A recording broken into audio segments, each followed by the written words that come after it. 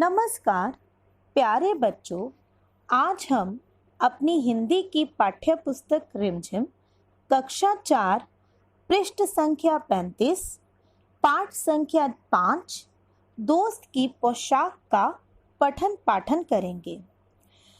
बच्चों, जैसे हम कई बार अपनी बहुत अच्छी चीज़ अपने किसी दोस्त को दे देते हैं और हम उसे अपने मन में याद रखते हैं। हाँ, उसे हमें अपने मन में तो याद रखना चाहिए, पर सबके सामने टोकते नहीं रहना चाहिए, क्योंकि अगर हम उसे इस बारे में टोक कर इसका याद दिलाएंगे कि ये चीज़ हमारी है, तो ये उसे बहुत शर्मिंदगी महसूस कराती है।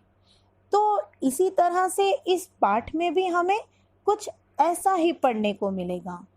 तो आइए बच्चों, पाठ को आरंभ करते हैं।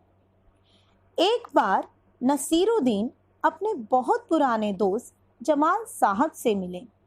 अपने पुराने दोस्त से मिलकर वे बड़े खुश हुए। कुछ देर गपशप करने के बाद उन्होंने कहा, चलो दोस्त, मोहल्ले में घूम आए। जमाल साहब ने जाने से मना कर दिया और कहा, अपनी इस मामूली सी पोशाक में मैं लोगों से नहीं मिल सकता। नसीरुद्दीन ने कहा, बस इतनी सी बात।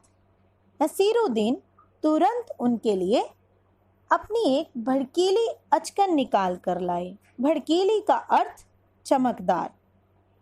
और कहा, इसे पहन लो, इसमें तुम खूब अच्छे लगोगे, सब देखते रह जाएंगे। बन ठन कर दोनों घूमने निकले। दोस्त को लेकर नसीरुद्दीन पड़ोसी के घर गए। नसीरुद्दीन ने पड़ोसी से कहा, ये है मेरे खास दोस्त जमाल साहब। आज कई सालों बाद इनसे मुलाकात हुई है।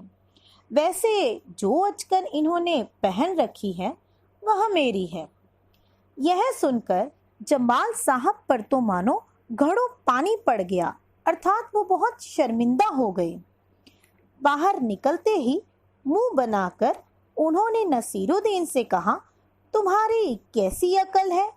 क्या यह बताना ज़रूरी था कि यह अचकन तुम्हारी है?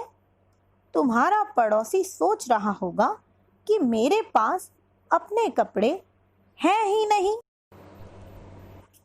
नसीरुद्दीन ने माफ़ी मांगते हुए कहा, गलती हो गई, अब ऐसा नहीं कहूँगा। अब नसीरुद्दीन उन्हें हुसैन साहब से मिलवाने ले गए। हुसैन साहब उनके एक अन्य दोस्त हैं।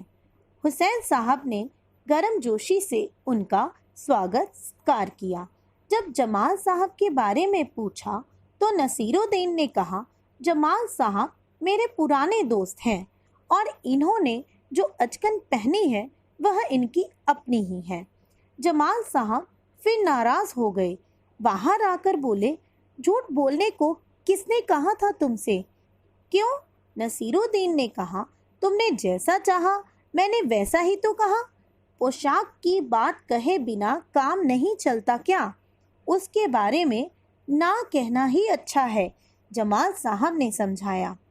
जमाल साहब को लेकर नसीरुद्दीन आगे बढ़े।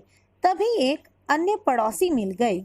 नसीरुद्दीन ने जमाल साहब का परिचय उनसे करवाया। मैं आपका परिचय अपने पुराने दोस्त से करवा दूं। परिचय का अर्थ होता है जान पहचान कराना। यह है जमाल साहब और इन्होंने जो अचकन पहनी है उसके बारे में मैं चुप ही रहूं तो अच्छा है।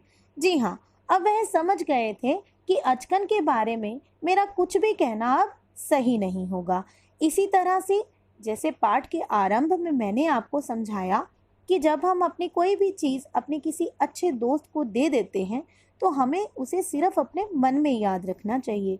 सबके सामने उस चीज़ के लिए उसे टोकना नहीं चाहिए, इससे उसे शर्मिंदगी महसूस होती है। धन्यवाद।